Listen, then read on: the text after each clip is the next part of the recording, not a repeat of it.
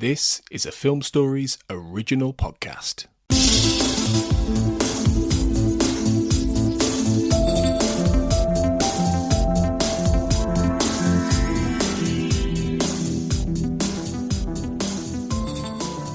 Welcome back, everybody, to the Xcast. The truth is in here. I'm your host, Tony Black, and we are continuing our coverage of Home Again, the fourth episode of the X-Files Season 10 Revival series. And once again, I am joined by Mr. Andrew Brooker. Hello. Hello again. It's been such a long time since we spoke. Yeah, seems to be forever. Today, we're going to go a little deeper on Mulder and Scully in Home Again, and we're going to get into a little bit about their arc throughout this story and explore what they go through. But before we do that, we have a little bit of listener feedback. This time it's from Clarence Moy again, who got in touch about my struggle and let us know his thoughts on that one, in that he was a little bit torn. And this time he emailed to say, dying to know your thoughts about this one. I too was hoping for a sequel to Home, and it appears we've been given more of a thematic sequel. Maybe? I need to watch it again, but they reused the classic song during graphic murder sequence to admittedly diminishing returns. Love Gillian though, she can do no wrong. What do you think about that? I think he's on pretty solid ground there. Yeah, I think he's probably on something. Was it the same song? No, but it was. I think what he means is that they used a old sort of 50s, 60s perky little song while a murder was going on. In this case, it was Downtown by Petula Clark. Yeah. Instead of like Wonderful, Wonderful by Johnny Mathis. But I think the idea is the same kind of thing, where it's using this really sort of traditionally lovely, happy song where someone's getting ripped apart. Yeah. And those are the bits that make you go, yeah, thematic sequel is probably the best way to put it. Yeah. It's definitely there, isn't it? That, especially in the monster side of it, the feeling from Home is definitely there. Mm. But no, I think he's on the money there. A spiritual successor, you'd call it, wouldn't you? Maybe, if it worked properly. And this is the thing, it doesn't work properly, and it wants to be a little bit along those lines, but it doesn't quite get it right. So I think Clarence, as he said, he needs to watch it again, but by the sound of it, he's a little bit on the fence like we are, really. And we see good in it, and we see the flaws in it. So thanks for that, Clarence. Keep sending in your feedback. So let's talk Mulder and Scully then in this one. And obviously, this is very much a Scully-centric episode in many respects, isn't it? It's all about the case at the very beginning, when they first get on there, and you've got the council official who's been ripped apart by the strange monster creature, but then Scully gets a call from her brother. It was her brother Bill, wasn't it? Because when the phone's ringing, you see William, don't you? Yeah. And she just sees William, and then and that reminded me, because I remember seeing in the trailers that her phone, and it said William calling, and I kept thinking, oh, is she in touch with William? It did kind of make your heart skip a second, didn't it, when you first saw that? But obviously it was a big cheat, because it's just, I was like, oh, fucking hell, you prick passes. Yeah. So it's her brother Bill to tell her that lovely old Maggie Scully has had a heart attack, which I thought was really sad, because I always liked her. She was just a lovely, normal woman, wasn't she? Yeah, she was a really cool character. Just, she was just mum. Yeah. Wasn't she? Yeah. Everybody's mum does the same thing. You worry about their kid and try and make sure their kid's all right. But she was just the mum character. It wasn't, there was always something a bit underlying with Mulder's parents. But her parents, not so much. They were just a normal family. And, she was a really cool mum character. So, for them to give her a heart attack seems really, really mean and spiteful. They're like, we need to do something to put Scully through the shit. I know there's someone in her family who hasn't died yet. Let's sort that out, shall we? Yeah.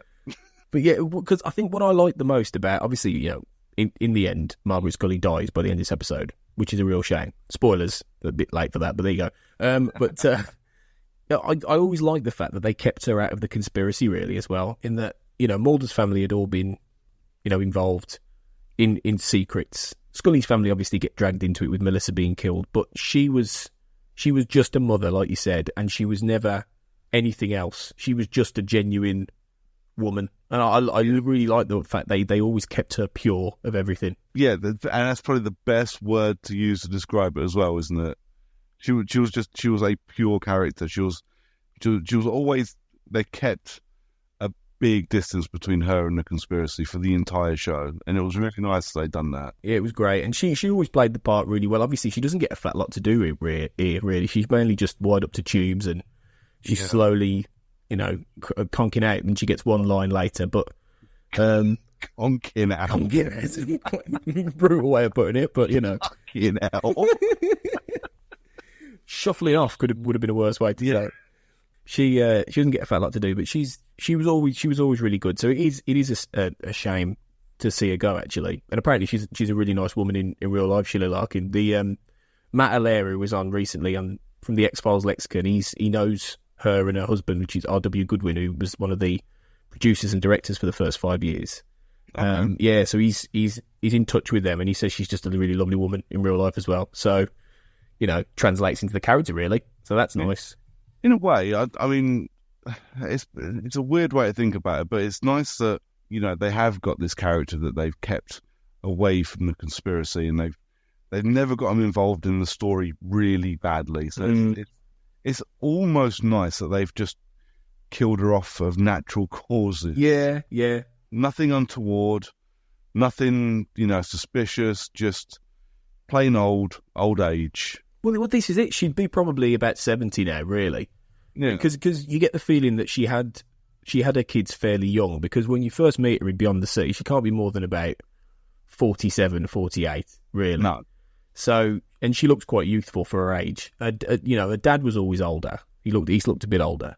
So I reckon she had the older lads. So like Bill Scully, who was the oldest one. I think she had him quite young, but yeah, she'd be roughly around 70-ish. So she'd be around the age probably Mulder's mum was when she died. Yeah, really. I think she had a heart attack as well, didn't she? Actually, Mulder's mum. I'm sure she did back in season 7. But yeah, it's a shame. But so in that sense, you are really invested in Scully. I think, even though the episode is flawed, as we've said.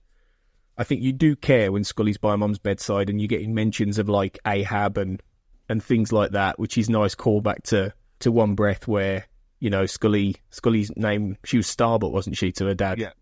So there's things like that. And it's interesting really what Scully's mum says, isn't it, in her final line, which it took me the later sort of flashback moment to that moment to understand what she said, because I didn't understand at first what she'd said, and I only got it on the second one. I may have missed this one. Well, she says she wakes up just before she dies, and because Scully gets the call from Charles, who's a real twat by the look of it, because he just basically goes on the phone and goes, "Yep, what do you want, Mum?" Basically, yeah, he's a dick. Yeah, he does come off like a bit of a wanker, doesn't he? He really does. And then she wakes up, she doesn't look at Scully, she just looks at Mulder, who's there, and she says, "I have a son called William too," or William was the name of my son too. And then she dies, basically. And Scully's really overcome because she says the last words she ever said were about the son I gave away. Yeah. So, yeah, that's an interesting... Because there's a few curiosities left with this. There's the... I don't know if you caught the mention of the quarter that Scully's mum's been wearing round her neck. Yeah. And Scully never understands the significance of that, even by the end. And there's also the fact that her mum changed her will as well, without talking to... So there's a few things about in the last few years of her life that are left as mysteries. Do you reckon that was intentional, just to add an extra component? I think it possibly was. I think it... I admit to turning into a bit of a cynic for this episode.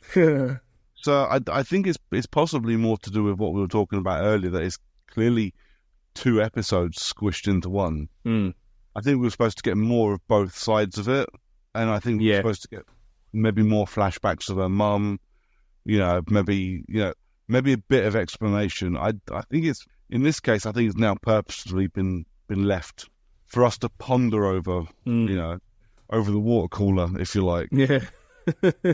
Podcasts and forum posts and everything from here to eternity, trying to figure out what was going on with the quarter. Yeah. I think, like we said previously, I think that we're missing parts. I think we're missing bits for the backstory, and because everything kind of with her mum has kind of happened suddenly, and it seems like there should be more to it. So I think in this case, they have to leave explaining it either to a later season if we get another one. Maybe we get a a prequel to this episode that covers her mum. I think it has to be left purposely for us to ponder because they haven't got time to tell us themselves. Yeah, which isn't particularly great storytelling, really.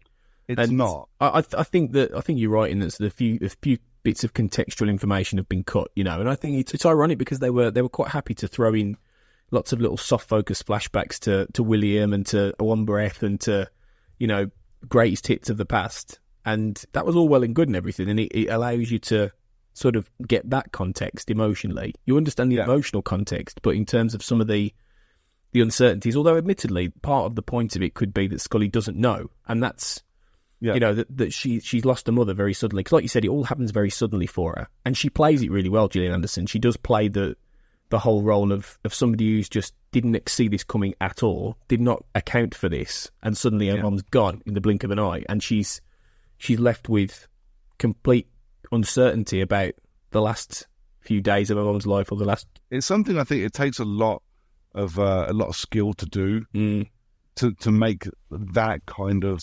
situation be convincing in that kind of situation. Everything from the random phone call, that phone call that we all dread when we're at work. Yeah. And to be able to go, oh fucking hell, okay, I've got to go. And for us to instantly go, oh shit, come here.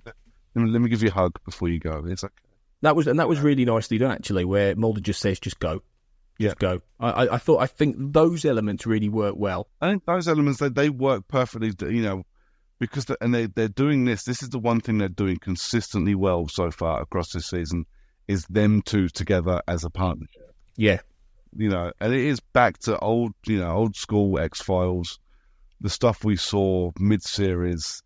They work really well together. They're really good friends. They're great partners. All of that. So literally, something's gone wrong. Mulder says, "Off you go. I'll carry on here, and I'll catch you up when I get a chance." And to be fair, he does come and spend a good chunk of the episode with her, doesn't he? Because I did think, is he going to be one of them where he's off chasing the monster and she's on a Todd, really? But then he does turn up, and he like the good chunk midsection. The trash man's off killing, doing all kinds of things, and he's there with her, and I thought, and he's there when Margaret dies and all this, and I thought that was good. That was really good. Yeah, I'm not sure how I feel about that, because at the same time, both stories possibly could have progressed a bit better if they were separate for the rest of the episode. That's also true. Yeah, I do get because we've all had. Let's hope we haven't all had days where we've lost mums when we're supposed to be at work. But we've all had shit happen and gone, no, I'm going back to work because this is what I know I have to do. But that one bit when she insists on going back to work, it didn't sit right. It didn't feel right. It felt forced is the wrong word. It didn't feel fluid enough. It doesn't feel like what she would do. She's not the workaholic. Mulder would do that. That's true. Yeah. Because that's Mulder's character through and through. She would be with her family. Well, and that's what I was about to say, actually. When you said that it would have worked better if Mulder had been off on the case, why didn't they just get Bill Scully back? And you could have had him there to play out those scenes with Scully, be there when she's grieving. Yeah. That would have made as much sense as Mulder. He's a character that we've got some connection with as well, because we've spent time with him in the past. Yeah, it's been a few years, but you could easily catch that up. And, he was for a good few episodes, he was a good, solid character involved. Like when Scully was ill, he was around a lot, when she had cancer. And he used to butt heads with Mulder, didn't he? Because he used to... Yes, he did. And he blamed him. Yeah, and it was really good. It was good drama, and he was a good character because he seemed on some respects a bit of a jackass, but he wasn't. He was just a protective older brother. Yeah. So why they didn't get him back, I don't know. So that's a bit of an oddity. I think both sides of the story possibly would have flowed a bit better if it played like that. Yeah, I think so. Mulder, obviously, apart from this, takes a little bit of a backseat in a way. He's involved in the case, but I have to say, one of the things that struck me was there were moments in this where it was not Mulder as much as it was David Duchovny. Like there was one moment in particular where towards the beginning, he's looking around where the killings happened, and he finds those two council officials in the alley, And he just strolls up to them and goes, ho, ho, ho, what's going on with you two button heads? It's like, and it was a bit like, well, and then suddenly you get this, it's a quite clumsy scene really, because you just get this whole raft of exposition with these two people who he's just met. Yeah. It was very like, that's more Hank Moody or David Duchovny, or it's a blend of all three, you know? Yeah, it didn't feel like a good episode. I tell you what, it felt like actually. It felt like it was one of the earlier filmed scenes. Yes, yeah. While they were still getting comfortable. Well, more importantly, while he was still getting comfortable being Mulder without Scully. Yeah. You know, it did feel like he wasn't quite in the flow of what he was doing yet. No, yeah, I thought that. You know, it didn't quite work. It felt a little bit too casual, when really he's, you know, that's not how Mulder would have done it, you know. And yeah, okay, he's changed, and David Duchovny's talked about how he's evolved, and they've done that well, you know, how Mulder and Scully have both evolved as people over the last 15 years when they've been away. But I still think that was just a little bit too jokey. But then they find their feet a bit later when you've got, like we mentioned in the previous episode, they're off investigating, and you know, you've got the nice little interplay between them at points, you know, and it's like the old days. And that's all great, and there just wasn't enough of that in this episode. You know, if you'd have had a lot more of the actual story and plot, that would have been great. Yeah, I think the better way to have done this episode would have been to have had the monster episode, and then had an entirely, for both characters as well, for Mulder and Scully, have an episode that's dedicated to them and their family, or Scully's family, because Mulder doesn't really have any family anymore, does he? No, not really. Listen. But yeah, his family is Scully and his work, and that could have all fit in nicely as an episode all on its own, with plenty of because all that soft focus flashback stuff is perfect for episode 2 of the season. It's not perfect for episode 4 because we've already been caught up to this point. Well, it's funny because what I thought of was, it's funny you should say that, because I thought if you were going to tack all this Scully stuff onto another episode, Founder's Mutation would have been a much more organic fit, really. Yeah. I think it would have still crowded out that episode, and it would have made that episode less effective. But it would have worked better contextually, because you had a lot of parental stuff going on in that as well. It just, if anything, they should have done that and had Home Again, a much stronger, solid, straight down the middle, Mulder and Scully investigating some fucking weird shit. That's it, you know. But obviously, it wasn't meant to be. But at least we do get some really good, solid character work for Scully, and you know, more hints about William. And by the end, they have that final scene where, to some extent, they both agree that they have to. Did you take that as basically them both saying we need to basically start looking for him now? Yeah, it kind of felt like they need to start looking. They need to start maybe thinking about what they've done, maybe thinking about what they might have put him through, obviously what they put themselves through. I don't know, mate. I mean, this needs to pay off big at the end, this William stuff, because it's being brought up a lot. Yeah. I think if we get to the end and they forget about it, I think there's going to be, there's going to be a lot of angry fans, because, I mean, they're pushing the William story big. I get the feeling that given that my struggle too is Scully's struggle, I think you will have William potentially be a very big part of whatever's going to happen in that episode. Yeah. So we'll see. Actually, speaking of that, there was the little hint. I don't know if you saw. You probably didn't because you avoid these things. But there was the first 2 minutes of My Struggle 2 during the Super Bowl the other day, which was really interesting. Basically, it's along similar lines to the first minute or so of the first one with Mulder recapping. Yeah. But then there's a little sting at the end of it, which I think made everyone go whoa. And I won't spoil it for you, but it's I haven't. I tend to, because I watch the Super Bowl on UK TV, we don't get all the Super Bowl ads, so I actually have to go out and hunt them down. Yeah. I did see there was an X-Files one, but yeah, because I avoided it a little bit. I mean, I did kind of guess that it was going to start basically the same way the first one did, because when you realised that My Struggle 1 was Mulder's struggle, you were absolutely going to get a very similar start for Scully's struggle. But yeah, I have avoided it because the mythology episodes, I think, are going to make or break this 6th episode event. So I'm, like I did with the first one, I'm going in completely blind, or as blind as I possibly can. Well, I won't spoil it then, but it's a very. I appreciate that. It's not too spoilery what happens, but they do show something quite cool. But yeah, I'll wait for you to get there. Okay, well, we'll be back for a final look at Home again, and next time we're going to be looking at either the Trash Man or the Band-Aid Nose Man, whichever you want to call him, the monster, basically. And until then, thanks, Andrew. Thank you very much, Aaron. Always a pleasure. Remember, guys, as well, trust no one.